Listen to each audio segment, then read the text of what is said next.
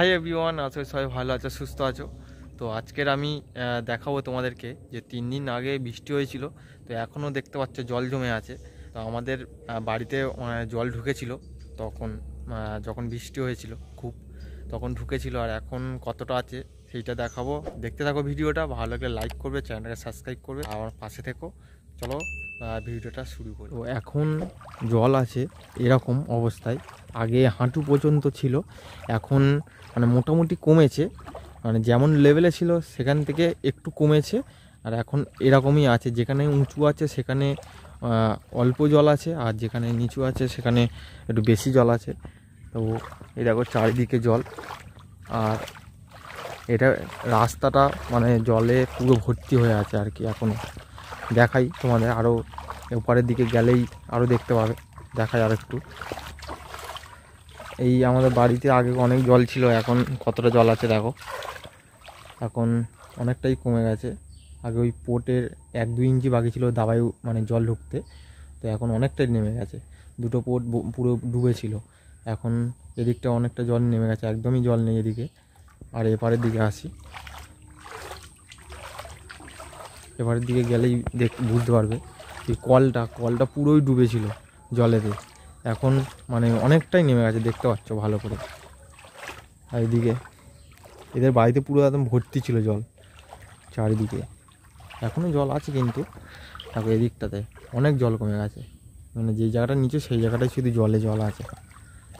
এই যা দেখলে পুরো 3 থেকে 4 দিন হয়েছে, এখনও কিন্তু জলটা আছে। আর মানে আরও থাকবে 1 সপ্তাহ এখনও, কারণ টোটাল 1 সপ্তাহ হলে তারপর আমাদের এখানে জল কমে, প্রত্যেক বছরই এরকম হয়। তো এখন যেখানে আমি দাঁড়িয়ে আছি সেই জায়গাটা মানে কল ছিল, কল আছে এখনও, তো সেই জায়গাটাই মানে জল ভর্তি ছিল, এখন জল নেই অতটা। আর চারদিকটা দেখাই একটু, তারপর দেখো চারিদিকটা মানে চারিদিকেই এখনও জল আছে।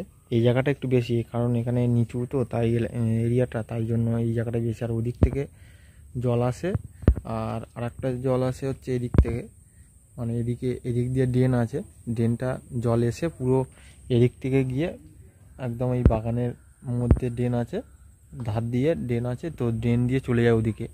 তো এখন মেন কথা হচ্ছে এদিক থেকে এই পুরো যে পাড়াটা আছে, ওদিকে একটা পাড়া আছে, পাড়ার জলটাই পুরো ড্রেন দিয়ে এসে আর এই বাগান দিয়ে যায়। তো এখন তো ড্রেন দেখতেই পাচ্ছ পুরো ডুবে গেছে, রাস্তাটাই পুরো ড্রেন হয়ে গেছে। তো টোটাল জল রাস্তার উপর দিয়ে এসে এখন পুরো বাগানের মধ্যে জমে আছে, এই জলটা ওদিকে গিয়ে সাপ্লাই হয়। তো এখন যা অবস্থা পরিস্থিতি, তো এই হয়ে আছে টোটাল এরিয়াটা আমাদের। 1 সপ্তাহ না গেলে মানে জল নামবেই না নিচে। আর এখনও বৃষ্টি হচ্ছে, বৃষ্টি এখনও কমেনি, মোটামুটি হয়েই যাচ্ছে। বৃষ্টি হলেই আবার ফের যেমন ছিল আগের মতো তেমনই হয়ে যাবে, যদি খুব তেমন বৃষ্টি হয়। তো আশা করছি হয়তো হবে না, মানে অল্প হলেই ভালো, কারণ ঘরে জল ঢুকে গেলে জানো সবাইয়ের প্রবলেম হয়। এই বাড়িটাই দেখেছিলে আগের ভিডিওতে, এই বাড়িতে পুরো জল ভর্তি ছিল, আমাদের ওই বাড়িটাই, তার ওদিকটাই সব টোটালি জল ভর্তি ছিল। এখন অনেকটাই কমে গেছে, কমে গেলেই ভালো।